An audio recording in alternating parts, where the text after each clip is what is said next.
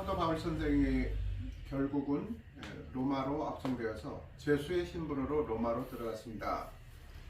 그 당시에 로마는 로마의 황제, 4대 황제 클라우디우스 황제가 로마를 다스리던 그런 치세였습니다.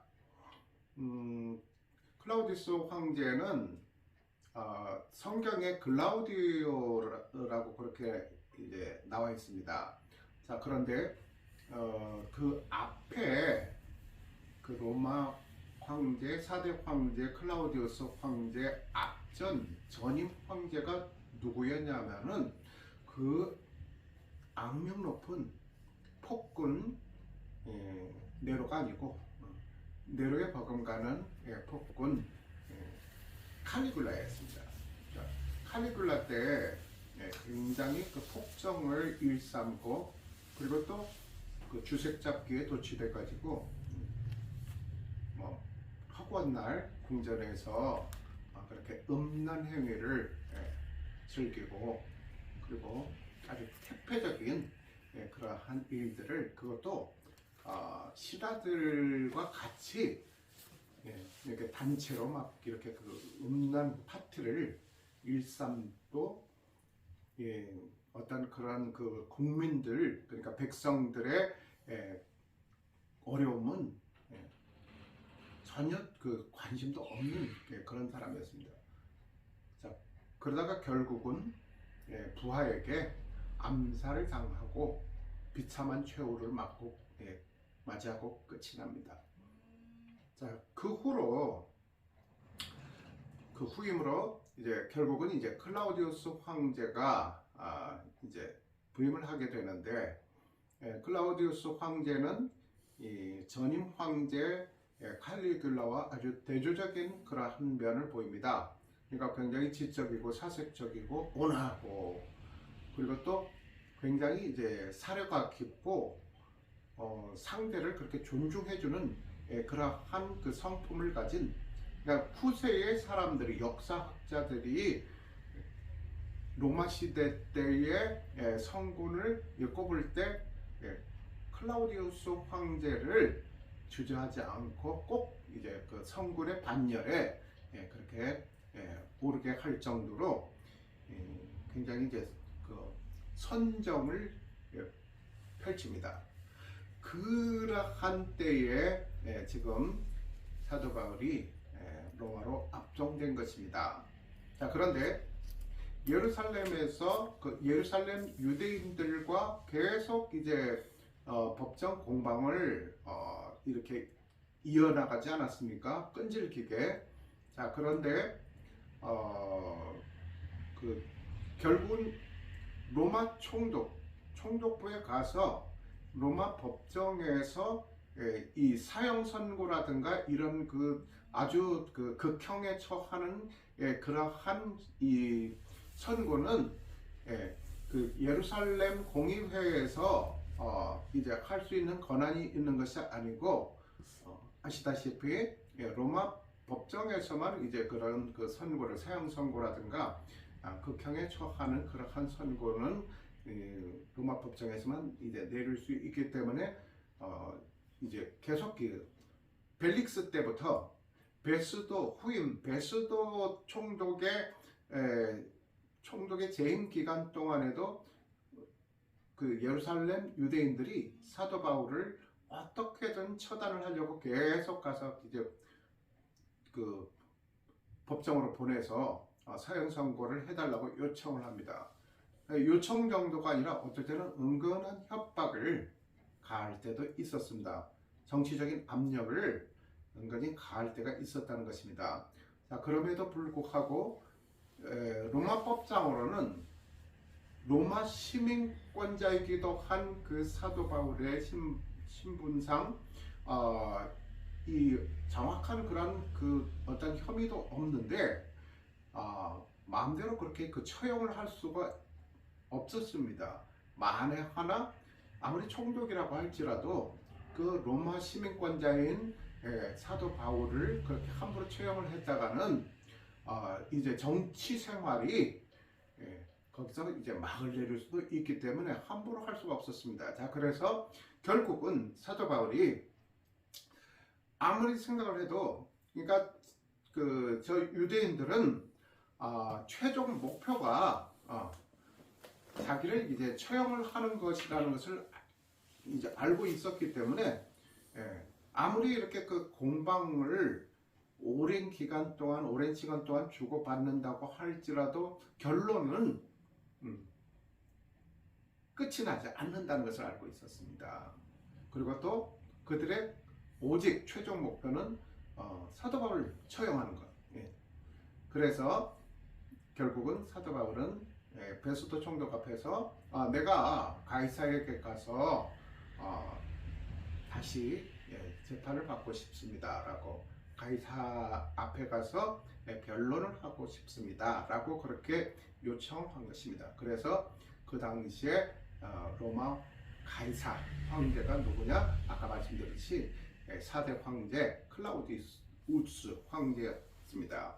자, 그런데 그 클라우디우스 황제가 부임을 하고 나서 이제 그 초창기에 이 로마 시내에서, 그러니까 로마는 그 세계적인 대제국이지 않습니까? 그 대제국의 수도 그 로마 시내에서 자꾸 이 시끄러운 그런 그 분쟁이 일어납니다. 그래서 그게 누군가 이렇게 면밀히 살펴봤더니 무슨 이유로 그런 분쟁이 일어난 것이고, 그 대상들이 서로 이제 막 싸우고 하는데, 누군가 이렇게 봤더니 유대인들인 것이에요. 그래서 유대인들이 자기네 같은 민족끼리 유대인끼리 싸우는 것이에요. 그러니까 로마 황제 입장에서 봤을 때는 굉장히 귀찮고 또 머리가 아픈 거예요. 그래서 추방령을, 로마 시내에서 추방시키라고 해서 유대인 추방령을 내려버립니다. 자, 그래서 다 추방됐다가, 아까 말씀드렸듯이 클라우디우스 황제가 아주 폭군이었으면 이제 문제가 달라질 수도 있었는데, 그런데 이제 아주 성군이었습니다. 그래서 이 시기가 지나니까 추방령을 내린 지도 11년이 지났습니다. 그러니까 다시 조금씩 이제 다시 로마 시내로 복귀를 해서 또 디아스포라를 형성했습니다. 자, 그 당시에 로마 상황이었습니다. 그런 상황에서 지금 사도 바울이 오늘 첫 구절에 보면, 우리가 로마에 들어가니 바울에게는 자기를 지키는 한 군인과 함께 따로 있게 허락하더라 했습니다. 여기서 보십시오. 우리가 로마에 들어가니 바울에게, 그러니까 바울이 이제 지금 개선장군으로 로마 시내로 입성하는 것이 아니라 죄수의 신분으로 갔습니다. 자, 그런데 여기서 참 재미있는 그런 내용들이 나옵니다. 바울에게는 자기를 지키는 한 군인과 함께 따로 있게 허락하더라 했습니다. 그러니까 사도 바울 옆에 지금 죄수인데 누가 있느냐면은 한 로마 군인이 같이 있게 한 것입니다. 그러니까 왜 그러느냐 하면은 이제 죄수 있지 않습니까? 도망갈 수도 있고 그렇기 때문에 감시를 해야 되는 것입니다. 그런데 그 당시에 지금 로마법이 어떤 법이었느냐? 이 살인이라든가 그런 살인을 저지른 흉악범이라든가 그러한 아주 악질 그런 죄인들이 아닌 이상 함부로 이 소송이 끝나기 전에 무조건 구속 수사하거나 유치장이라든가 감옥에 이렇게 집어넣고 그렇게 소송을 하고 그러한 법이 아니라 소송이 어떻게 끝날지 모르기 때문에 끝나기까지 가택연금식으로 본인의 거주하는 거주지에서 반경 예를 들면 몇 미터 이상 벗어나지 못하게 그렇게 가택연금을 했다는 것입니다. 그래서 거기에서 아까 말씀드렸듯이 감시병 한 명을 이제 지키겠다는 것입니다. 자, 그래서 여기에 그 자기를 지키는 한 군인과 함께 따르게 허락하더라. 사흘 후에 바울이 유대인 중 높은 사람들을 청하여, 그러니까 사흘 후에라고 했습니다. 왜 그러면 가자마자 그렇게 유대인들 높은 사람들을 청하지 않았느냐면은 예루살렘에서 이제 다시 항소하기 위해서 그 로마로 가지 않습니까? 로마로 가다가 배를 타고 가야 되는데 그 당시에 무슨 카페리 같은 거대한 그 여객선이 아니고 돛담배였습니다. 그래서 그런 돛담배를 타고 가는데 풍랑을 맞아서 그 배가 전복돼서 좌초되고 산산조각이 나서 겨우겨우 구사 일생으로 천신만고 끝에 지금 목숨을 구하고 지금 로마로 압송된 상태였습니다. 자, 그래서 지금 로마에서 이제 소송이 끝나기 전까지 가택연금을 해야 되기 때문에 그 자기 집에서 못 나오게 하는 것 아닙니까? 가택연금이라는 것은. 그러니까 이제 로마로 가서 자기가 살 집을 또 구해야 됐다는 것입니다. 죄수이지만. 그래서 2년 동안 이제 이 소송 기간이 소요되기 때문에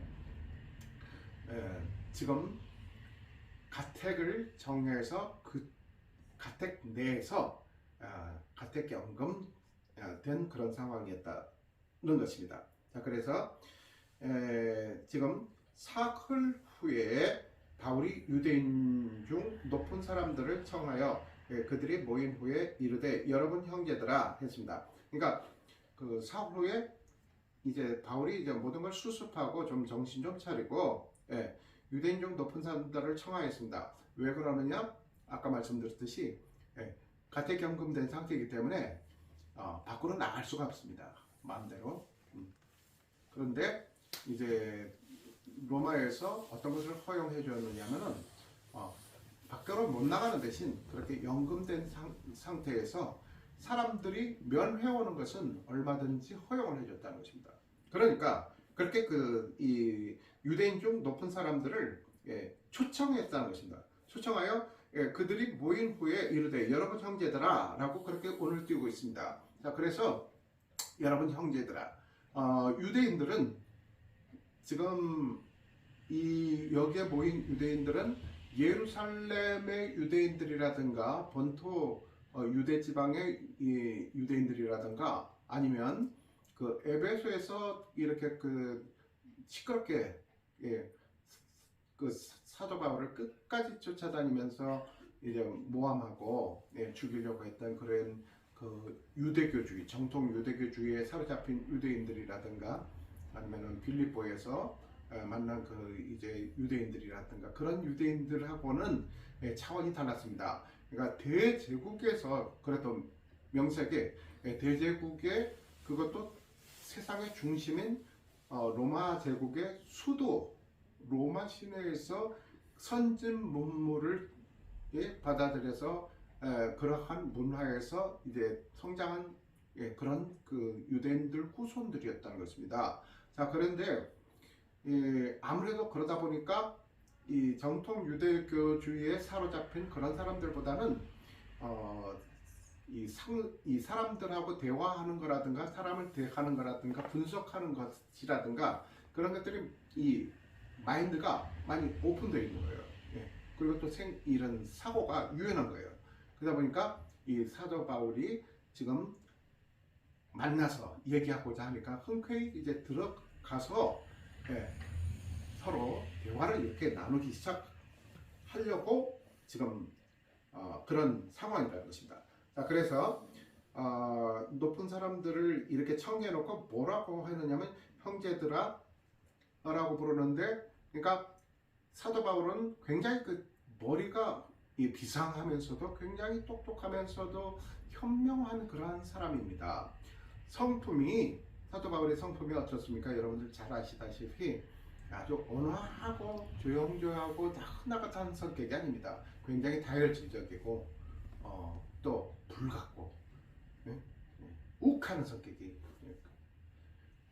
순간순간 드러납니다. 어떤 때 드러납니까? 2차 선교여행을 떠나고자 할 때에 마가를 데리고 갈 것인가 말 것인가 그 문제를 놓고 바나바와 논쟁할 때 그 성격이 아주 적나라하게 드러나지 않습니까? 그렇게 굉장히 불같은 성격이고 또 욱하는 성격이 있습니다. 그런데 한 번도 단 한 번도 지금 그 선교 여행을 다니면서 그 오랜 기간 동안 그렇게 어려운 상황에서 자신이 억울하고 또 어쩔 때는 목숨이 위태롭고 죽을 지경까지 갈 그런 아주 처참한 처참한 상황에 처할 때까지도 한 번도 자기 그 개인적인 그러한 감정으로 일을 그르치거나 망친 적이 없었다는 것입니다. 그래서 가는 곳마다 어떻습니까? 사람들이 사도 바울의 이 선교 목회를 하는 그 목회 장소로 사람들이 몰려들었습니다. 그것은 무엇입니까? 그만큼 신뢰를 했다는 것이죠. 그리고 또 유대교를 신봉하던 사람들 아닙니까? 유대교를 신봉하는 사람들이 대상이 주로 처음에 접했던 사람들 그 유대인들인데 그럼에도 불구하고 유대교에 좀 뭔가 이렇게 이제 뭔가 동떨어진 그러한 주장을 하는 그러니까 일명 그들의 입장에서 봤을 때는 이단인데도 불구하고 사도 바울이 설교하는데 많이 모여들어서 그 설교의 은혜를 받고 변화받고 또 뭡니까? 기도 모임을 통해서 기도하고 서로 위로해주고 그리고 또 서로 감싸주고 그래서 기도로 후원을 받고 물질로도 후원을 받고 그리고 또 그들과 계속 그 편지로 영적으로 왕래를 했다는 것입니다. 자, 그리고 이렇게 지금 형제들아라고 이렇게 이제 부르는 것은 무엇이냐? 그 혈연적으로 엄연히 그 유대인들은 그런 어떤 독특한 그런 민족성을 약간 배타적인 민족성을 갖고 있지 않습니까? 자, 그런데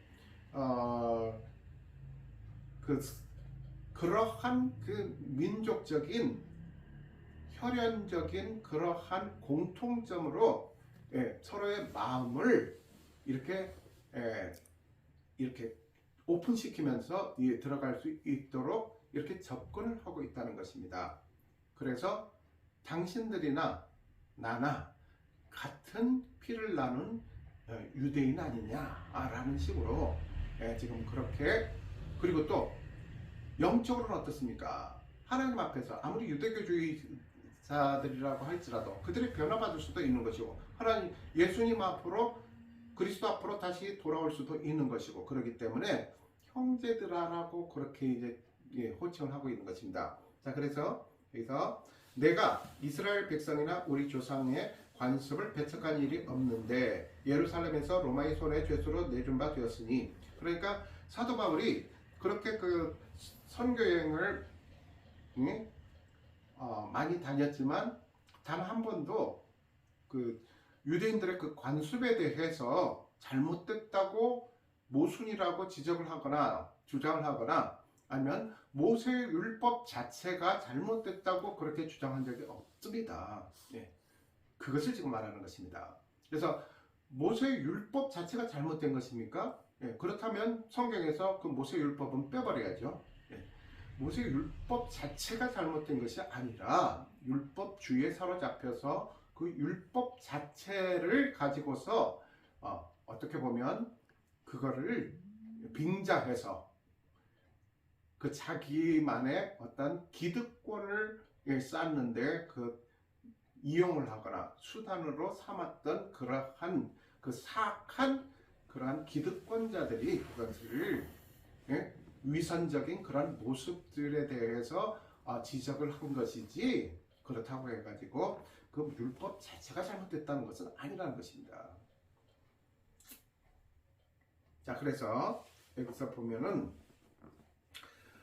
그 이스라엘 백성이나 우리 조상의 관습에 배척한 일이 없는데 예루살렘에서 로마인 손에, 그러니까 로마인 손은 무엇입니까? 그 베스도 총독 앞에 그냥 내줘버렸다는 것입니다.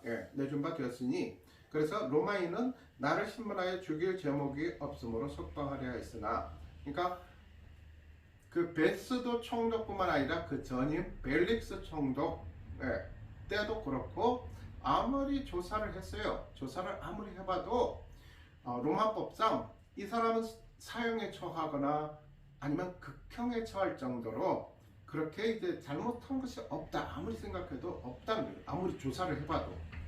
그래서 석방시켜줘야 된다, 무죄라는 것을 이렇게 이제 그 선고하죠. 자, 그런데 유대인들은 어떻습니까? 계속 그래도 끝까지 그 베스도 총독을 어떻게 보면 은근히 압력을 가하면서까지 사형을 집행하라고 그러죠. 그런데 그 총독의 입장에서 봤을 때는 그 무고한 사람을, 더군다나 로마 시민권을 갖고 있는 로마 시민권자인 바울을 함부로 그렇게 처형을 할 수는 없었습니다. 그렇게 되면 옷 벗고 정치 인생이 끝나거나 아니면 죽임을 당할 수도 있었습니다. 아무리 총독이라고 하더라도. 그게 그 로마의 법입니다. 그래서 머리가 아픈 상황이었어요. 그런데 사도 바울이 저들의 그 목표가 지금 그 유대교주의자들이 지금 주장하는 그 목표가 무엇이냐면은 그 최종적으로 나를 해하려고 하는 거죠. 죽이려고 하는 것입니다. 그래서 아무리 논쟁을 해도 오랫동안 그렇게 논쟁을 하고, 그러니까 벨릭스 총독 때부터 베스도 총독까지 넘어와서 그렇게 이제 오랜 기간 동안 그렇게 소송을 질질 끌면서 그렇게 해도 집요하게 줄기차게 그들의 한 가지 목표는 무엇이냐면 사도 바울을 처형하는 것이었습니다. 자, 그래서 결국은 그 사도 바울이 판단하기로는 저 사람들의 그 유일한 목표가, 오직 최종 목표가 사도 바울 내 자신을 처형하는 것이기 때문에 결판이 나지는 않는다. 그러니까 내가 차라리 가이사 앞에서 항소하겠다라고 합니다. 그러니까 아까 말씀드렸듯이 그 당시에 그 로마 제국을 통치하는 카이저는 누구입니까? 클라우디우스 황제라는 것입니다. 그러니까 그 클라우디우스 황제가 직접 와서 법을 집행하는 것이 아니라 클라우디우스 황제의 권한으로 이렇게 집행되는 그러한 그 로마 본 대법원을 말하는 것이죠. 직속법원. 그 앞에 가서 항소를 하겠다라는 것입니다. 자, 그래서 그런 식으로 해서, 그런 문제로 해서 지금 이렇게 이제 그 내가 끌려왔다 하는 것입니다. 그래서 그 로마인들은 죄목이 없으므로 석방하려 했으나 유대인들이 반대하기로 내가 마지못하여 가이사에게 상소하며 내 민족을 고발하려는 것이 아니니라. 그러니까 나를 저렇게 잡아먹지 못해서 죽이지 못해서 안달이 난 그 유대인들에 대해서 그러니까 내가 뭐 그들에게 그렇게 피해를 입힌 것도 없고 유대 민족을 그렇게 이제 모함한 것도 없고 부정한 것도 없고 관습을 부정한 것도 아니고, 그리고 또 더군다나 그 대제국 가이사 앞에서, 그리고 또 로마 제국에 어떤 해를 입히는 그러한 잘못을 저지른 것이 없습니다라고 그렇게 이제 주장하고 싶은 것입니다. 그래서 그 이야기를 지금 유대교의 높은 사람들에게 지금 소상하게, 지금 논리정연하게 지금 얘기를 하고 있습니다. 자, 그래서 20절에 보면 이러므로 너희를 보고 함께 이야기하려고 청하였으니 이스라엘의 소망으로 말미암아 내가 이 쇠사슬에 매인바 되었노라. 이스라엘 소망이 무엇입니까? 오직 그리스도가 왔음에도 불구하고 그리스도를 메시아로 받아들이지 못하는 거예요. 그들은 그러면서도 메시아에 대한 소망이 있습니다. 예? 그런데 성경에서 보면은 이제 족장 시대 때의 그 족장 아브라함에게 하나님께서 보여주신 은혜라든가 약속이라든가 언약이라든가 이런 모든 것들, 예, 그리고 또 모세를 통해서 보여준 그러한 언약들, 예? 그리고 각 선지자들에게 이제 예견을 해주고 예시로 보여줬던 그런 예견들, 예언들, 그런 모든 것들이 결국은 공통적으로 무엇이냐 하면은 한 가지 공통점이, 이 축약적인 공통점이 있습니다. 그것은 곧 메시아를 보내주실 것이라는 것. 하나님께서 독생자 아들을 보내주실 것이라는 것을 암시하는 그러한 내용들의 메시지라는 것입니다. 자, 그래서 여기서 이러므로 너희를 보고 함께 이야기하라고 청하였으니 이스라엘의 소망으로, 그러니까 그러한 그 소망이 예수 그리스도에 대한 소망이고, 그리고 또 구원이 지금 그런 율법으로 이렇게 이제 이루어지는 것이 아니라 그들의 주장대로, 그러니까 하나님의 구원의 은혜로 우리가 다시 구원을 얻게 되고, 그리고 또 우리가 천국으로 갈 수 있다라는 그러한 메시지를 받아들여야 되는데, 그런데 그러한 그 사람들은 아직도 그러한 소망을 갖고 있다는 것입니다. 그리스도를 알지 못하고, 그래서 그 소망으로 말미암아 내가 이 쇠사슬에 매인 바 되었노라. 그러니까 결국은 무엇입니까? 내가 여기까지 압송돼 온 것도 그 잘못된 그러한 그 소망을 갖고 있는 유대인들에게 그리스도를 정확하게 이제 전하고자 그렇게 하다 보니까 결국은 그들은 받아들이지 못하고 받아들이지 않은 것일 수도 있죠. 어떻게 보면. 그래서 내가 이렇게 결국은 여기까지 죄인 신분으로 오게 된 것이다 라고 그렇게 어필을 하고 있는 것입니다. 그래서 21절 그들이 이르되 우리가 유대에서 내게 대한 편지도 받은 일이 없고 또 형제 중 누가 와서 너에게 대하여 좋지 못한 것을 전하든지 이야기한 일도 없느니라. 그러니까 무엇이냐 하면은 같은 유대인이지만 지금 그 이스라엘에 있는 그 예루살렘 유대인들과 이들은 이제 다르다고 했지 않습니까? 그러니까 무엇이냐, 그들에게서, 그러니까 사도 바울이라는 사람이 지금 이단인데 지금 로마로 가고 있다, 그러니까 조심하십시오 라는 그런 편지를 그렇게 받거나 그런 그 소식을, 당신에 대한 소식을, 어떤 소식을 들어본 적도 없다라고 하는 것입니다. 그리고 또 어떤 사람이, 어떤 형제가 와서 당신에 대한 그러한 그 이야기를 하는 것도 내가 이제 듣지를 못하였다. 우리가 듣지를 못하였다는 것입니다. 이에 우리가 너의 사상이 어떠한가 듣고자 하니 이 파에 대하여는 어디서든지 반대를 받는 줄 알기 때문이더라 하느라. 그러니까 그래서 너의 그 사상이, 그러니까 그 신학적 사상이, 그리고 또 종교적인 사상, 신앙적 사상, 그런 것들이 어떤 건지 한번 드러나 보고 싶다 해가지고 듣고자 하니 이 파에 대하여.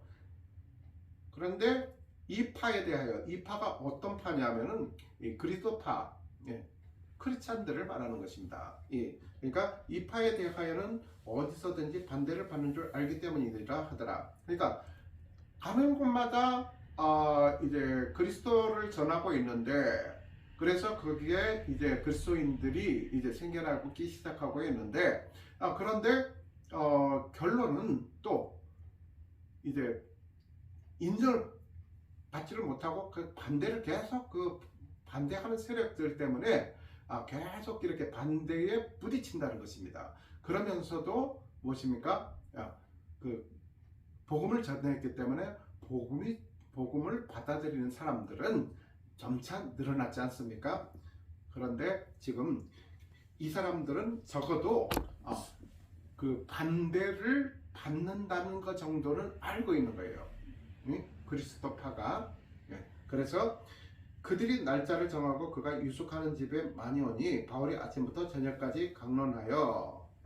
자, 그래서 이제 사도 바울은 자신이 이제 죄수 신분으로 로마로 압송되어서 가택 연금 상황이지 않습니까? 어쨌든 지금 그 육체적으로 구속을 받는 상황입니다. 자, 그런데 내가 그러면 앞으로 이제 그 가이사 앞에서 상소를 해서 그 상소의 결과가 어떤 그 결과로 끝맞을까 해서 골몰해서 그 기간 동안 계속 고민하고 거기에 집착하는 것이 아니라 차라리 오히려 잘 됐다, 이러한 기회를 통해서 사람들이 이렇게 오게 되면 그 기간 동안이라도 그리스도에 대해서 그리스도의 복음에 대해서 그리고 그 그리스도의 십자가 보혈에 대해서 십자가에서 우리의 죄를 대신하여서 돌아가신 그 내용, 그리고 부활하신 그 내용,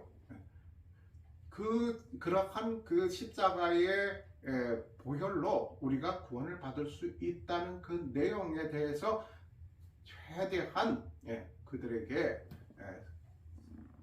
말씀을 나눴습니다. 그래서 아침부터 저녁까지 계속 강론했다는 것입니다. 하나님의 나라를 증언하고 모세의 율법과 선지자의 말을 가지고 예수에 대하여 권하더라 했습니다. 그래서 하나님 나라에 대해서, 그리고 모세의 율법과 선지자의 말을 가지고, 그래서 보십시오. 아까 말씀드렸듯이 모세의 율법은 잘못된 것이야. 그것은 다 싸그리 폐기 처분해야 됩니다. 라든가, 아니면 선지자들도 지금 그 잘못 알고 있다라는 식으로 그렇게 얘기를 하는 것이 아니라, 그런 오히려 그 모세 율법과 선지자의 말을 가지고서 그걸 토대로 해서 예수에 대해서 그 결국은 무엇입니까? 그 흐름이 모세 율법에서 시작해서 그 다음에 그 선지자들의 강론을 통해서, 강령을 통해서, 그래서 결국은 이제 예수 그리스도가 탄생한 것 아닙니까? 그 과정을 아주 그 소상하게 전하고 있는 것입니다. 그래서 예수에 대해서 권하더라. 그 말을 믿는 사람도 있고 믿지 아니하는 사람도 있어. 보십시오. 여기서 믿는다라는 것은 에페이돈토라고, 헬라어로는 에페이돈토라고 합니다. 자, 그래서 그 헬라어에는 지난번에 제가 한번 말씀을 드린 적이 있었지만 이제 미완료 과거가 있습니다. 미완료 과거라는 그 시제가 있는데, 어떤 것이냐? 지금 이 믿는 사람도 있고, 그러면 완전히 그러면 이 사람들은 과거형으로 이제는 믿는 사람이 돼버린 것이고, 그것이 아니라 지금 이 미완료 과거 시제로 이렇게 해석을 했을 때는 이 사람들이 믿기 시작하는 것, 입문 정도로 이렇게 이해를 하셔야 된다는 것입니다. 그래서 믿는 사람도 있고, 또 그것을 아예 믿지 않아버리는 사람들도 있다라는 것입니다. 그래서 서로 맞지 아니하여 흩어질 때에 바울이 한 말로 이르되 성령이 선지자 이사야를 통하여 너희 조상들에게 말씀한 것이 옳도다라고 얘기를 합니다. 그러니까 무엇입니까? 믿는 그것을 받아들이려고 마음이 이렇게 이제 좀 뭔가 감동이 있어서 마음이 이렇게 열리는 사람이 있는가 하면 끝까지 그 마음을 이렇게 닫아버리는 사람이 있었다는 것입니다. 어디를 가든지 그렇지 않습니까? 우리가 복음을 전해도 아주 그 복음에 대해서 이제 호의를 가지고서 오픈된 마음으로 이렇게 이제 그 더 듣기를 원하면서 호기심을 가지고서 접근하는 사람이 있는가 하면 아유 듣기 싫습니다 해가지고 아예 강하게 완강하게 거부를 해버리는 사람, 알았다니까요 아예 그만하세요 이러는 사람들도 있지 않습니까? 지금 그런 것입니다. 그러니까 그 당시에는 지금 복음에 대해서 복음을 듣는 사람들 중에 부류가 있었어요. 어떤 부류가 있었느냐면은 이제 그 복음을 들으면 그것을 이제 복음 이제 그러니까 하나님 말씀을 들었을 때, 예를 들면 그 모세 율법이죠. 모세 율법을 들었을 때에 그것을 그러니까 어떤 그 자기 자신의 그런 신앙의 그런 내면적인 신앙의 그 거울로 비춰보고 그 자기 자신의 그 신앙을 좀 더 점검을 하고 거기에 대해서 잘못된 점을 좀 반성하고 회개하고 하나님 앞으로 돌아오고 그렇게 하는 것이 아니라 그 복음을 들었을 때에 그 복음에 대해서 비판을 한다는 것입니다. 저 복음은 저건 잘못된 것이다. 그리고 저 얘기가 나오면 그 다음 얘기는 메시지는 뭐가 나와야 되는데 설교에 대해서 굉장히 분석력을 가지고서 분석만 하다가 이렇게 하나도 은혜 받지 못하고 이렇게 그 집으로 돌아가는 사람들도 있지 않습니까? 바로 그러한 부류들을 말하는 것입니다. 그런데 그런 부류들이 굉장히 그 자기 자신에 대해서 어떤 그 신앙적인 그러한 관점에서 대단하다고 굉장히 고도의 경지에 도달해 있다고 자화자찬 스스로 자부하던 그러한 부류들입니다. 그래서 그런 부류들하고 섞여 있으니까 서로 옥신각신 이다 아니다 막 이런 식으로 이제 뭐 서로 이제 논쟁을 한다는 것입니다. 그래서 이 사도 바울이 하도 답답해서 바울이 한 말로 이르되 성령이 선지자 이사야를 통하여 너희 조상들에게 말씀한 것이 옳도다 라고 했습니다. 그러니까 성령이 선지자 이사야에게 말한 그 말이 당신들 그 지금 그 보니까 딱 맞는 말이래요 라고 하는 거예요. 그래서 이사야서 6장 9절부터 10절까지 그 나와 있는 내용입니다. 그래서 일러주되 이 백성에게 가서 말하기를 너희가 듣기는 들어도 도무지 깨닫지 못하며 보기는 보아도 도무지 알지 못하는도다. 그러니까 들어도 무슨 말인지 아예 관심도 없어요. 그리고 또 어떤 사람들은 비판하려고 꼬투리 잡으려고 그렇게 이제 달려드는 그런 사람도 있습니다. 그런 사람들을 말하는 겁니다. 듣기는 들어도 도무지 깨닫지 못하고 그런데 보기는 뭐하다. 그러니까 보는 것은 무엇입니까? 이렇게 나타나는 것, 드러나는 것이지 않습니까? 그래서 그 드러나는 것을 이렇게 정황상 저게 하나님의 은혜였구나 라고 받아들일 수 있어야 되는데 마음이 컴팩하고 그러니까 완악하니까 그걸 받아들이지 못한 거예요. 그러니까 하나님의 은혜인데도 하나님의 은혜인 줄을 모르고 그렇게 지나가 버리는 것입니다. 그래서 하나님의 은혜가 결국은 떠나가 버리는 것이죠. 그래서 27절에 이 백성들의 마음이 우둔하여져서 그 귀로는 둔하게 듣고 그 눈은 감았으니 이는 눈으로 보고 귀로 듣고 마음으로 깨달아 돌아오면 내가 고쳐줄까 함이라. 그러니까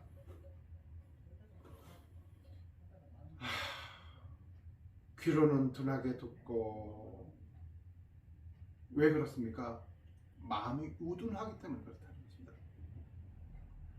그래서 아무리 얘기를 해도 소귀에 경 잃기 그런 사람들이 있지 않습니까? 그 얘기를 하는 것입니다.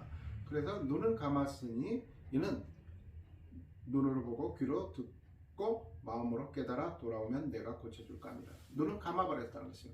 눈 감는다는 것은 무엇입니까? 나는 못 봤어. 나는 보지 않을래. 아예 작정을 해버리는 사람들이 있습니다.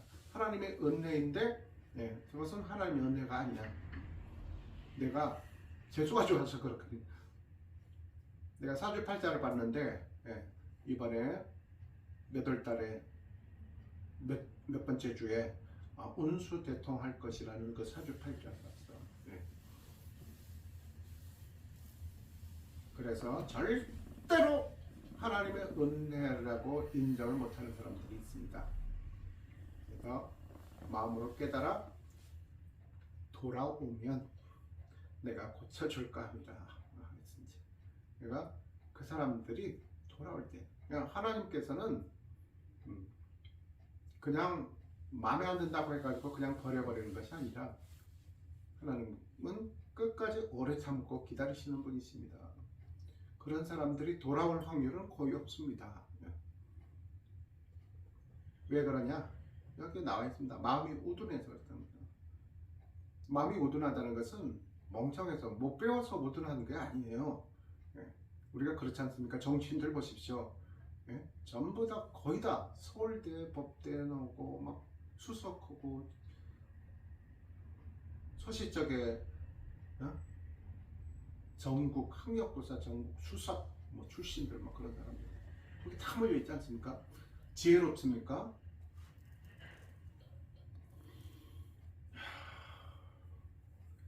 그런즉 하나님의 28절 그런즉 하나님의 이 구원이 이방인에게로 보내어진 줄 알라. 그들은 그것을 들으리라 하더라. 그러니까 그것은 무엇입니까? 하나님의 이 구원이 어떻습니까? 이방인들에게 그러니까 선민 사상에 사로잡혀서 우리만 유대인만 하나님께서 구원해 주실 것이다 라는 그런 잘못된 그런 신앙관에 사로잡혀 있는 사람들이 유대교주의자들 아닙니까? 자, 그런데 하나님께서 그 구원이 이 구원이 이방인에게로 보내진 줄 알라 했으면 딱 못을 받고 있습니다. 굉장히 그 충격적인 내용일 수가 있습니다. 항상 하나님은 우리 하나님이시고 우리만 지켜주시고 우리만 구원해 주시고 그렇게 그런 사상에 사로잡혀서 평생을 그렇게 살았고 수천 년 동안 그러한 믿음에서 살았는데 잘못된 믿음에서 그런데 이방인들에게도 구원의 문을 열어주신다는 것 얼마나 파격적인 그러한 내용입니다. 그들은 그것을 들으리라. 그래서 이방인들에게도 복음이 전해질 것이고 그들은 그러니까 이방인들은 그것을 들으리라.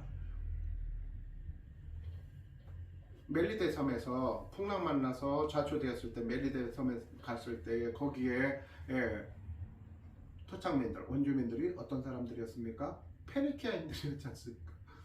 페니키아인들인데 그들이 아주 강팍하고 아주 그 매몰차게 이방인들을 멸시하고 무관심하고 그랬습니까? 수백 명이 되는 그 선원들을 자초된 선원들을 그들을 보살펴주고 따뜻하게 해주고 그들을 입혀주고 먹여주고 해서 보잘 보냈습니다. 그들은 페니키아 출신, 베니게 출신이라고 했어요. 페니키아 출신. 그러니까 이제 그 가나안 족속들, 그러니까 여부수족, 아모리 족속들, 그런 족속들이 히위 족속들 그런 족속들이 가나안 출신이지 않습니까? 그런데 그 가나안 족속들이 페니키아에 거주를 했습니다. 그래서 그들은 페니키아 말만 쓰고 페니키아의 그런 그 전통, 관습 그것을 계속 고수하면서 그 섬에서 살았어요. 그러니까 헬라 사람들이라든가 로마 사람들은 자아도취감 때문에 아주 자기네가 찬란한 문명을 꼽힌 나라 사람들이라고 해가지고 후손들이라고 해가지고 자부심을 가져서 그 페니키아 언어를 쓰고 페니키아 그런 관습에 젖어 있는 그 멜리데 사람들을 아주 그 야만인 취급을 했어요. 야만인 취급. 그래서 그런 생각을 합니다. 어떨 때는 믿지 않는 사람들이 교회에 나오지 않는 사람들이 맨날 경건하게 성경을 끼고 깨끗한 옷 입고 말쑥한 모습으로 교회에 나와서 찬송 부르고 그렇게 하지 않는 그런 쉽게 말해서 비기독교인들이 더 하나님에 대해서 경외감을 갖고 또 더 순수하게 하나님에 대해서 하나님의 존재를 아주 존중하는 그러한 비기독교인들을 많이 만나볼 수가 있습니다. 오히려 더 착해. 교회 안 다니는 사람들이 오히려 더 착한 경우도 있어요. 아까 그 페리케인들을 말하는 이방인들 아닙니까? 그래서 30절 바울이 온 이태를 자기 셋집에 머물면서 그 셋집이라 했죠. 그 가택연금된 그 셋집을 말합니다. 그래서 2년 동안 소송이 계속 걸었어요. 그런데 결국은 2년 지나서 바울 그대에게 사형을 선고하노라, 아니면 바울 그대에게 무기징역을 처하노라, 선고하노라, 그렇게 해서 끝난 것이 아닙니다. 결국은 나중에 빌립보의 편지를 하는 그런 내용에서 사도 바울이 이제 내가 다시 전도 여행을 떠날 것이다 라는 그러한 메시지를 전합니다. 그리고 또 여기에 그 사도행전을 보면 누가가 이 사도행전을 집필하지 않았습니까? 그런데 그 꼼꼼하고 그리고 또 치밀한 그 누가의 성격에 그러면 그 거기서 선고가 가이사 앞에서의 선고가 어떻게 확정됐는지 그 중요한 것을 빼뜨릴 수가 없습니다. 그리고 사도 바울이 이제 다시 내가 어느 지역을 다시 선교 여행을 떠날 계획이다 라는 그러한 메시지를 빌립보 교인들에게 또 전합니다. 그걸로 봤을 때 사도 바울은 로마법으로 아무리 이제 이 사람을 구속을 시키려고 해도 어떤 그런 법적 근거를 발견하지 못했다는 것이죠. 그래서 그 이후에 또 4차 여행을 떠났다고 하는데 그 4차 여행에 대해서 정확하게 나와 있는 내용은 없습니다. 그런데 많은 신학자들이라든가 이제 그 신학에 대해서 연구하는 사람들의 말을 인용하면 사도 바울이 주님의 명령이 땅끝까지 이르러 내복음 전하라고 그랬으니까 그 당시에 시대상으로, 그러니까 그 땅끝은 어디를 의미하느냐면은 가장 이제 그 육지에서 이제 끝에 자리 잡은 이베리아 반도, 그러니까 스페인을 말합니다. 그 스페인으로 선교여행을 떠났다라고 주장하는 사람들이 있습니다. 자, 아무튼 그 사도 바울이 그 이제 이렇게 그 많은 사람들을 초청을 해서 그 유대인 높은 사람들을 초청을 해서 그들에게 그리스도에 대해서, 그리스도의 구원에 대해서, 하나님의 그 구원의 은혜에 대해서, 십자가의 부활에 대해서 정확하게 이제 강론을 해서 그들에게 전파를 했습니다. 그러니까 무엇입니까? 그러한 그 사도 바울의 2년 동안, 그것도 장장 2년에 걸쳐서 세계의 중심지인 로마에서 복음을 그렇게 전해서 그들이 받아들였습니다. 받아들이고 어쨌습니까? 다시 그 복음이 로마 제국으로 계속 이렇게 전파되고 아주 파급력을 발휘를 해서 아주 급속도로 전파되는 그러한 놀라운 하나님의 능력이 거기서 드러났습니다.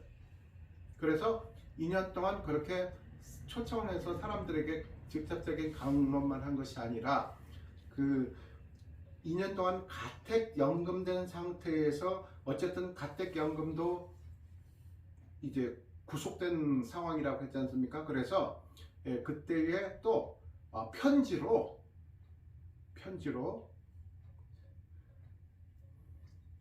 이 교회들의 편지를 해서 그 편지로 서로 이렇게 그 서신으로 왕래를 했다는 것입니다. 그래서 그 옥중 서신인 에베소서, 골로새서, 그 다음에 빌립보서, 또 교회는 아니지만 개인적으로 보낸 그 서신서가 있는데 빌레몬에게 보냈습니다. 빌레몬.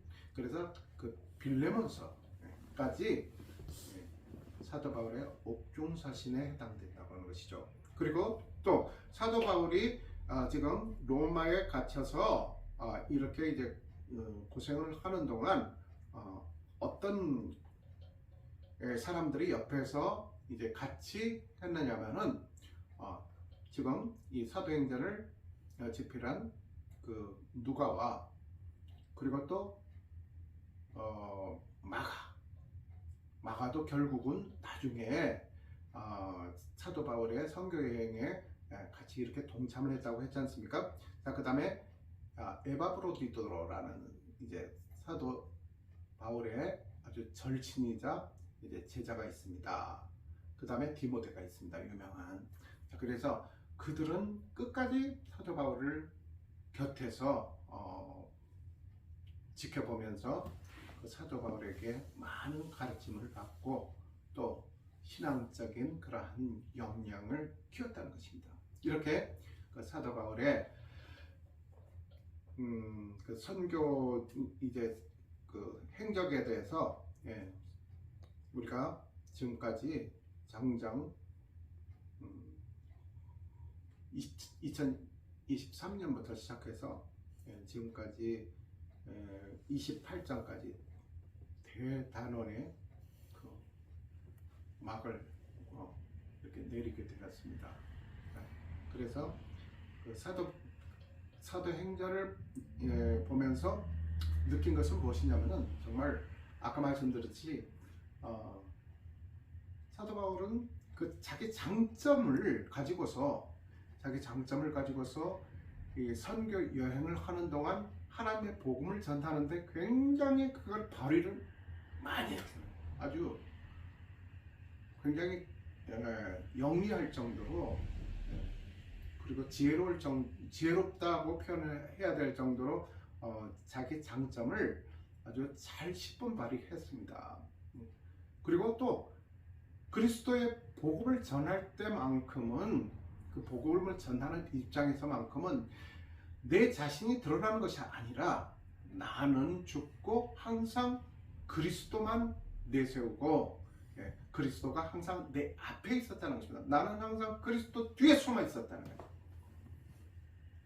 그렇기 때문에 어디를 가든지 사도 바울은 존경을 받고 또 아까 말씀드렸듯이 기도로 그리고 또 모든 그 상황들로 물질로 그리고 또 여행으로 선교 여행 동참으로 그렇게 많은 사람들에게 협조를 받고 그리고 도움을 받았다는 것입니다. 그래서 지금 우리도 사도 바울처럼 어떤 그런 거창한 그런 전도 여행을 떠날 수는 없을지라도 우리 삶의 이 공간이 삶의 장소가 곧 선교의 현장이라고 우리가 생각을 하고 이제 주위에 있는 사람들로부터 시작을 해서 그리고 또 내가 아는 모든 지인들에 이르기까지 이렇게 그 사도 바울이 보여줬던 그러한 선교의 모습을 우리가 닮아가고 또 그러한 사도 바울의 그러한 그 지혜로운 선교 전략을 우리가 또 배우고 그 모습을 이제 같이 따라가야 된다고 생각합니다.